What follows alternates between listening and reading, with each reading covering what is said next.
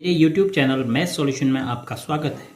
यदि आपने अभी तक चैनल को सब्सक्राइब नहीं किया है तो प्लीज़ चैनल को सब्सक्राइब कर बेल आइकन का बटन जरूर प्रेस कर लें, जिससे कि गणित के किसी भी प्रश्न पर बनने वाली वीडियो अपलोड होते ही नोटिफिकेशन के द्वारा आप तक शीघ्र पहुँच जाए। कक्षा 7 के विद्यार्थियों के लिए आज इस वीडियो के माध्यम से नए अध्याय रेखा एवं कोण की शुरुआत करते हैं। पिछली कक्षा 6 में आपने ज्यामिति के लिए मूलभूत जो शब्दावली थी उसमें बिंदु, रेखा, किरण, रेखाखंड, कोण के बारे में जानकारी प्राप्त करी थी। और उसी से देखो रेखा एवं कोण दो शब्द हमारे पास यहाँ पर हैं जो हम कक्षा 6 में जान चुके हैं कि रेखा एक चौड़ाई रहित लंबाई और कोण दो किरणों के बीच के झुकाव को हम कोण कहते थे। अगर आपको ध्यान न हो तो हम रेखा कहते थे एक ऐसी लंबाई को जिसमें बिल्कुल भी चौड़ाई ना हो, अर्थात जिसकी थिकनेस बिल्कुल 0 हो और उसमें दो अंत्यबिंदु हों, नहीं कोई भी अंत्यबिंदु नहीं हो। ये एरो इसलिए दिखाया जाता है कि ये बाईं तरफ भी दाईं तरफ भी यानी दोनों ओर अपरिमित रूप से बढ़ाई जा सकती है।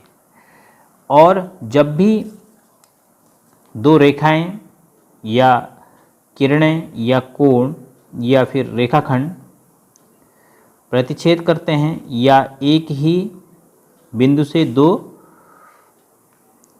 किरणें जा रही हों तो उन दो किरणों के बीच में, माना एक किरण ये है एक किरण ये है, उन दो किरणों के बीच के झुकाव को हम कोण कहते थे। ऐसे यहाँ पर दो रेखाओं ने प्रतिच्छेद किया है तो देखो 4 झुकाव बने हैं, तो ये 4 कोण। अब हमने कक्षा 7 में सर्वप्रथम पढ़ना है रेखा एवं कोण पाठ में कोण युग्म के बारे में। कोण युग्म का मतलब, जैसा कि शब्द युग्म है, युग्म मतलब जोड़ा, दो कोणों के बारे में जो दो कोण आपस में किसी न किसी संबंध से जुड़े हों। तो सबसे पहले पूरक कोण। कौन से दो कोण पूरक कोण कहलाएंगे? जैसे कि हम बात कर रहे हैं कि ये कोण युग्म है तो पूरक कोण एक नहीं होगा, पूरक कोण कितने होंगे? 2 होंगे। और वो कौन दो कोण होंगे? जिन दो कोणों का योग एक समकोण के बराबर होता है उन दो कोणों को हम एक दूसरे का पूरक कोण कहते हैं। यदि हम आकृति से समझने की कोशिश करें, यह एक किरण,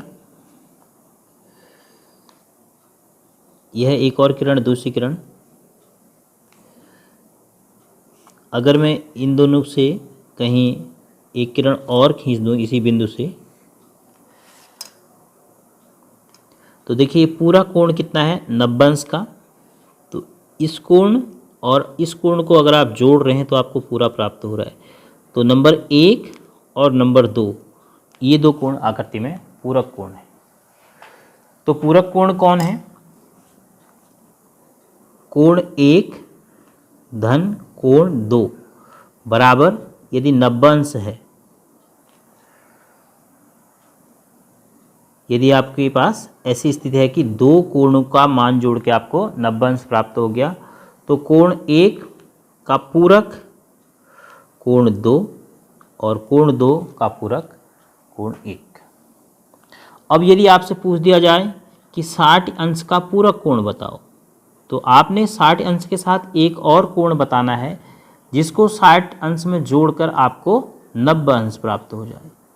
तो वो कौन होगा? 30 अंश।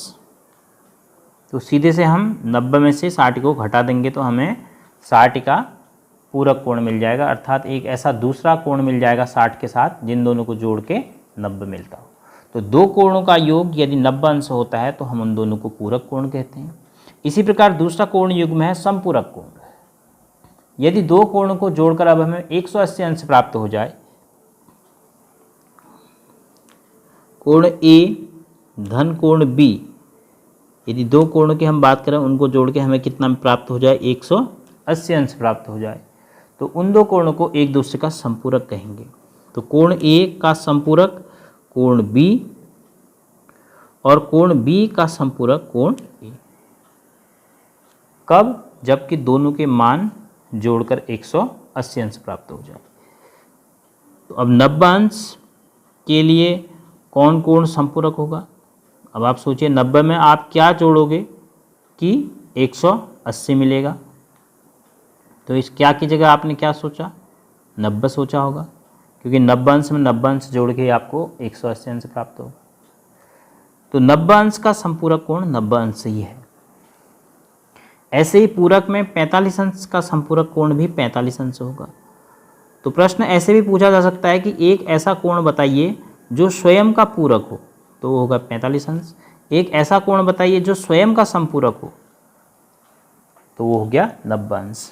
बाकी अन्य कोणों के लिए माना आपको 100 अंश का संपूरक निकालना है, तो क्या करेंगे आप 180, 100 में कितना जोड़ेंगे कि 180 मिले, तो 180 में से आप 100 घटा देंगे, तो कितना प्राप्त हो जाएगा आपको 80 अंश। तो आप घटा के प्राप्त कर सकते हैं 180 में से संपूरक और 90 में से पूरक कोण। तो ये दो युग्म हो गए जो आपस में योग से जुड़े हुए हैं। मतलब पूरक कोण और संपूरक कोण कोणों के ऐसे युग्म हैं जिसमें युग्म में दोनों कोणों का योग 90 अंश आता है पूरक कोण के केस में, और 180 अंश आता है संपूरक कोण वाले युग्म में। अब तीसरा युग्म है कोणों का आसन्न कोण। ऐसे दो कोण जिनमें एक शीर्ष उभयनिष्ठ हो और एक भुजा उभयनिष्ठ हो, तथा बनने वाले दोनों कोण उस उभयनिष्ठ भुजा के लेफ्ट और राइट या ऊपर और नीचे बने। किस प्रकार से, जैसे एक ये शीर्ष हो गया, ये भुजा हो गई, कोण की भुजा। अब एक कोण इस तरफ बने, इस भुजा के इस तरफ, ये दूसरा कोण भुजा के विपरीत दिशा में बने। ये इस तरफ बन गया तो दूसरा कोण इस तरफ है। तो इन दो कोणों को हम कोण 1 और कोण 2 को आसन्न कोण कहते हैं। तो देखिए इन दोनों कोणों में अगर आप इन दोनों को अलग अलग देखते हैं तो कोण 1 को देखिए, ये शीर्ष है, कोण 2 को भी देखिए, ये शीर्ष है। दोनों में एक जो भुजा है ये उभयनिष्ठ भुजा है, और इस उभयनिष्ठ भुजा के एक कोण देखो नीचे की तरफ बना है तो एक ऊपर की तरफ बना है, एक घड़ी की दिशा में और एक घड़ी की विपरीत दिशा में। तो इस प्रकार के कोणों को हम कहते हैं आसन्न कोण। आसन्न कोण में क्या क्या कंडीशन होनी चाहिए, एक नंबर 1 हो गया शीर्ष उभयनिष्ठ, यानी एक ही बिंदु पर बनने चाहिए दोनों कोण। दूसरी कंडीशन एक भुजा उभयनिष्ठ,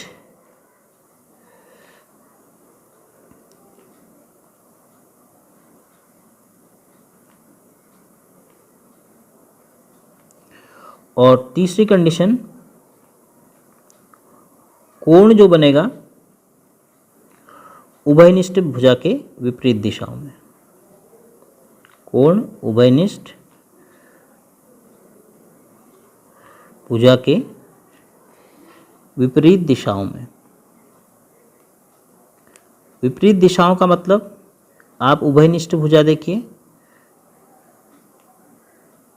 उभयनिष्ठ भुजा ये है, आप मुंह करके ऐसे खड़े हो जाइए, तो कोण 2 आपके दाएं हाथ की तरफ है, तो कोण 1 बाएं हाथ की तरफ है। तो इस प्रकार से हम इन दो कोणों को कहेंगे आसन्न कोण।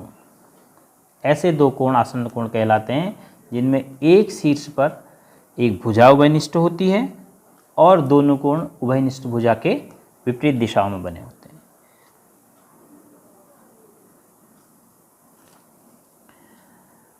चौथा युग्म है रैखिक युग्म। उभय आसन्न कोणों के आधार पर आप रैखिक युग्म समझ सकते हैं आसानी से। दो ऐसे आसन्न कोण, पहले आसन्न कोण के लिए एक शीर्ष और एक उभयनिष्ठ भुजा बनाई, तो जिनकी अउभयनिष्ठ भुजाएं देखो, एक ये होगी, अब ये उभयनिष्ठ भुजा होगी तो ये अउभयनिष्ठ भुजा होगी। तो जिनकी अउभयनिष्ठ भुजाएं ठीक एक दूसरे के विपरीत दिशाओं में, ठीक विपरीत का मतलब ये पूरब में है तो पश्चिम में, उत्तर में है तो दक्षिण में। तो जो एक आसन्न कोण ये है, एक आसन्न कोण ये है, इसमें ये भुजा तो उभयनिष्ठ हो गई, तो एक भुजा ये होगी अउभयनिष्ठ और एक भुजा ये होगी अउभयनिष्ठ। शब्द कह रहे हैं हम अउभयनिष्ठ, मतलब जो भुजाएं उभयनिष्ठ नहीं हैं वे भुजाएं मिलकर एक रेखा का निर्माण करती हैं। रेखा का निर्माण आप देखो चाँदे में ऐसे ही आपको मिलेगा। चाँदे के मध्य बिंदु से एक रेखा इधर की ओर शून्य की ओर जाएगी तो एक रेखा इधर की ओर 180 की ओर। तो इस प्रकार की अगर आपको रेखाएं प्राप्त हो रही हैं अउभयनिष्ठ भुजाओं के द्वारा, किसमें, आसन्न कोणों में, तो इन दोनों कोणों को हम कहते हैं रैखिक युग्म के कोण। और इन दोनों का योग कितना होगा, आप चाँदे के मध्य बिंदु के आधार पर इसको समझ सकते हैं। इन दोनों का कोण होगा ठीक 180 अंश। तो कोण ए और कोण बी अगर रैखिक युग्म के कोण हैं तो कोण ए धन कोण बी बराबर हमेशा 180 अंश आएगा। अब इसका मतलब हम ये नहीं कह रहे हैं कि जिन दो कोणों का योग 180 अंश आएगा उनको हम रैखिक युग्म के कोण कहेंगे। 180 दूसरे तरीके से भी आ सकता है, लेकिन 180 आने का मतलब ये है कि आसन्न कोणों की अउभयनिष्ठ भुजाएं रेखा का निर्माण करेंगी, ठीक विपरीत दिशाओं में होंगी, तभी हम उन दोनों कोणों को रैखिक युग्म के कोण कहेंगे। तो इस प्रकार के कोण आपको एक रेखा में आसानी से प्राप्त हो सकते हैं। जैसे एक ये रेखा है, इसमें कोई भी एक आप तिरछी रेखा खींच दीजिए।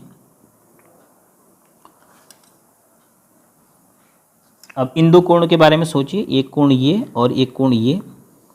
देखो दोनों क्या हैं, दोनों में एक भुजा उभयनिष्ठ है और उभयनिष्ठ भुजा के इस तरफ और उभयनिष्ठ भुजा के दूसरी तरफ विपरीत दिशाओं में कोण बने हैं एक शीर्ष पर। तो ये दोनों कोण क्या हो गए, आसन्न हो गए। और इनकी अउभयनिष्ठ भुजाओं के द्वारा एक रेखा का निर्माण हुआ है। तो यह कोण और यह कोण रैखिक युग्म के कोण कहलाएंगे और इन दोनों का योग हमेशा 180 अंश होगा। अब एक और कोण युग्म है, वो है शीर्षाभिमुख कोण। जब भी दो रेखाखंड, दो रेखाएं एक दूसरे को प्रतिच्छेद करती हैं, एक रेखा ये है और एक रेखा ये है। अब देखो इन दोनों रेखाओं ने, इस रेखा का नाम मैं कह देता हूँ L, इस रेखा का नाम कह देता हूँ M। L और M रेखाओं ने एक दूसरे को एक बिंदु O पर प्रतिच्छेद किया हुआ है। तो प्रतिच्छेद बिंदु पर आमने सामने सम्मुख कोण जो बनते हैं, देखो इसके ठीक सामने ये और इसके ठीक सामने ये वाला कोण, ये दोनों शीर्षाभिमुख कोण कहलाएंगे। ऐसे ही ये दोनों भी शीर्षाभिमुख कोण कहलाएंगे। शीर्षाभिमुख का मतलब शीर्ष पर अभिमुख, आमने सामने। इनको हम वर्टिकली अपोजिट एंगल्स भी कहेंगे और लिखेंगे इसको शॉर्ट में वर्टिकली अपोजिट एंगल। और ये हमेशा बराबर होते हैं। शीर्षाभिमुख vertically opposite angles are always equal.